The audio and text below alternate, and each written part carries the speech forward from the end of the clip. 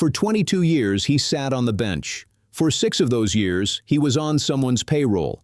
Marcus Whitfield kept a record of it himself. Every payment, every name, every case number. In a single black notebook he was sure no one would ever find. He was wrong. On a freezing morning in February 2026, FBI and Homeland Security investigations agents broke down the door of his chambers with a federal warrant in hand. What they pulled out of a false-bottomed filing cabinet ended a federal judicial career and exposed $42 million in laundered cartel cash that had been flowing straight through his courtroom. This is the Black Ledger, late 2025. An HSI financial crimes unit is 3 months into a case that, on paper, has nothing to do with a judge. It's a mid-level money laundering network running drug proceeds through shell construction companies in the Midwest. Wiretaps, subpoenaed bank records, surveillance on a handful of low-level couriers. Routine work, the kind that rarely makes the news. Then somebody on the analyst side notices something that doesn't fit. Every time one of the network's couriers got picked up on a minor charge, the case landed in front of the same federal judge. And every single time the sentence came back lighter than the prosecutor's office expected. Probation where the guidelines called for years behind bars. Enhancements dropped. Bail quietly reduced just enough that defendants walked free before trial and never showed up again. 1 light sentence. Fine, that's a judgment call. 2 starts to look like a coincidence. By the 7th, nobody at HSI was calling it a coincidence anymore. The judge was Marcus Whitfield, on the federal bench for more than 2 decades, a record nobody had ever questioned, a reputation that was, by every public measure, spotless. He became the unannounced second target of an investigation that had started out chasing someone else entirely. But you don't move on a sitting federal judge because the numbers look funny. HSI needed paper, proof that money was actually changing hands, not just rulings that happened to look generous. So they did the one thing that never changes case to case. They followed the money. That's when the FBI's public corruption unit got pulled in. A federal judge under suspicion isn't an HSI case or an FBI case. It's both, working the same man from 2 different directions. HSI tracing the laundering network's cash. FBI building the corruption case from the judicial side. 2 agencies, 1 target, and no margin for error, because if you go after a sitting federal judge and you're wrong, there's no taking it back. Hit subscribe now. This one only gets heavier from here. A property management LLC out of a neighboring county had no employees, no contracts, not even a website, and a bank account that had moved $42 million in 18 months. HSY's financial forensics team peeled back 2 layers of shell structure and landed on a name nobody expected to see twice. A paralegal who'd clerked briefly in Whitfield's own chambers 9 years earlier. That's the thread that turns a pattern into a case file. Subpoenaed records showed the LLC had been paying a property management fee for properties that didn't exist, straight into a trust controlled by Whitfield's wife. And the payments lined up almost to the day with sentencing dates on the courier cases HSI had already flagged. Money in, light sentence out. Money in, light sentence out. There was still one thing missing before anyone could even draft a warrant for a sitting judge. Direct evidence tying Whitfield himself to the money, not just his household. That meant a wiretap, and a wiretap on a judicial target needs sign-off that climbs all the way up the Department of Justice's chain of command. 6 weeks for approval. 6 weeks where one spooked courier, one careless phone call could have buried the whole thing. It didn't happen. 3 weeks after the wiretap went live, agents got the call they'd spent over a year chasing. A recorded conversation between the paralegal and an unidentified man talking about the book.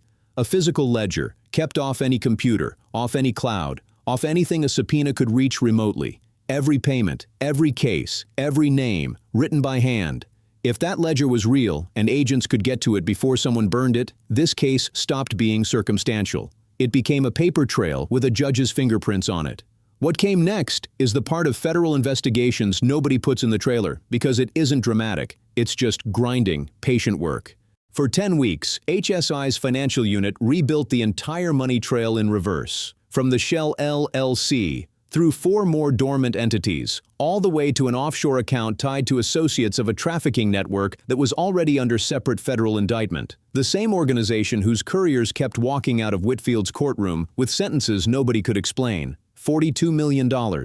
Most of that wasn't bribe money. It was the network's own laundered drug proceeds, with Whitfield's courtroom acting as the pressure valve that kept their couriers out of long federal sentences and the operation running. The bribes themselves, prosecutors would later allege, came to just under $3.1 million, paid directly and through the trust, a sliver of the laundering operation his rulings were shielding. While HSI worked the money, the FBI's public corruption unit was building the other half of the case, financial disclosure filings that didn't match the lifestyle. A judge on a federal salary somehow owned 3 properties, a yacht slip, and was covering tuition at a private university that none of his declared income could explain. 2 former clerks, brought in under grand jury subpoena, both described the same odd habit. Whitfield personally handpicked which courtroom deputy handled certain sentencing calendars. An unusual amount of personal interest in what should have been routine scheduling. In hindsight, it meant he controlled exactly which cases ended up in front of him. By late January 2026, prosecutors had enough for a sealed indictment: wire fraud, honest services fraud, conspiracy to launder monetary instruments, bribery of a federal official. The grand jury handed it down on January 29th. It stayed sealed for 6 days while agents prepared for the most dangerous part of the entire operation: getting to that ledger before anyone could put it in a fireplace. This is exactly the kind of case that disappears from the news cycle in 48 hours, which is why we go deeper than anyone else bothers to. Like the video if you want more of these, subscribe so the next one lands the day it drops. Here's how the raid went down. February 4th, 2026, 6:14 a.m. 2 teams move at the same minute, in 2 different counties, standard protocol, so neither target can warn the other. Team 1, FBI-led, hits Whitfield's residence. Agents in raid jackets, weapons holstered but visible, moving through a property that backs onto a private golf course. Whitfield answers the door in a robe. No resistance, no words beyond confirming his own name. 4 minutes later, he's in the back of an unmarked federal vehicle, and the search begins. Team 2, HSI-led, hits the paralegal's house 11 miles away. That search takes longer, and it's the one that actually matters most.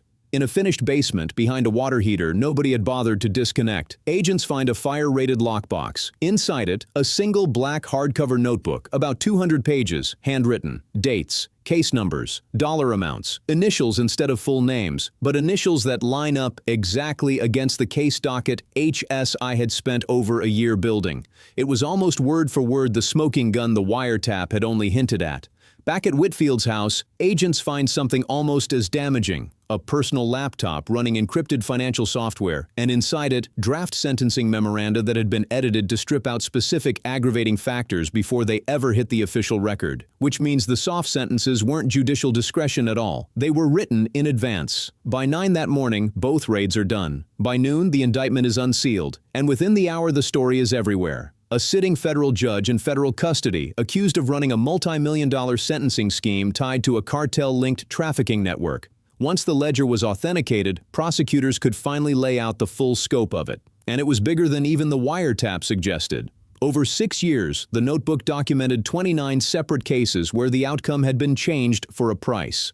Not all of it tied back to the same network either. 3 completely unrelated defendants, with no connection to the cartel case at all, had separately paid for favorable rulings through different middlemen. Whitfield hadn't built one corrupt relationship, he'd built a business out of it. That $42 million number was never the bribe total. It's the value of the laundering operation his rulings shielded over 6 years by HSI's own reconstruction for the grand jury. The actual bribes traced through the ledger and the shell company records came to $3.1 million.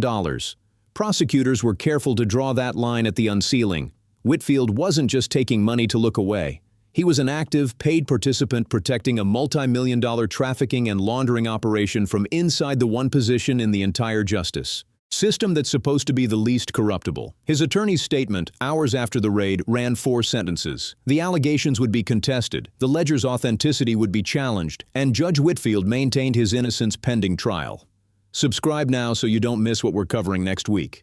The fallout moved fast because it had to. Within 72 hours, the Department of Justice filed emergency motions to reopen all 29 cases named in the ledger. People who'd walked free on suspiciously light sentences were suddenly facing prosecution all over again, caught in the wreckage of a scheme most of them probably never knew existed. The federal judiciary's own conduct counsel suspended Whitfield from the bench within 24 hours of his arrest. An administrative move, separate from and faster than the criminal case itself. He was charged with honest services fraud, bribery of a federal official, conspiracy to launder monetary instruments, and obstruction of justice over the edited sentencing memos. Combined, prosecutors noted the charges carry potential exposure of decades behind bars, though any real sentence would come from a different federal judge, applying the U.S. sentencing guidelines. The paralegal who ran the shell company network was charged separately with money laundering conspiracy and is cooperating, according to court filings. Testimony prosecutors say will be central to proving Whitfield knew exactly what he was running. As of the most recent filing in this case, no trial date has been set. Judge Whitfield remains in federal custody pending a detention hearing. A judge's signature is supposed to be the last word, the point where the law stops investigating and just decides and nobody else gets to overrule it.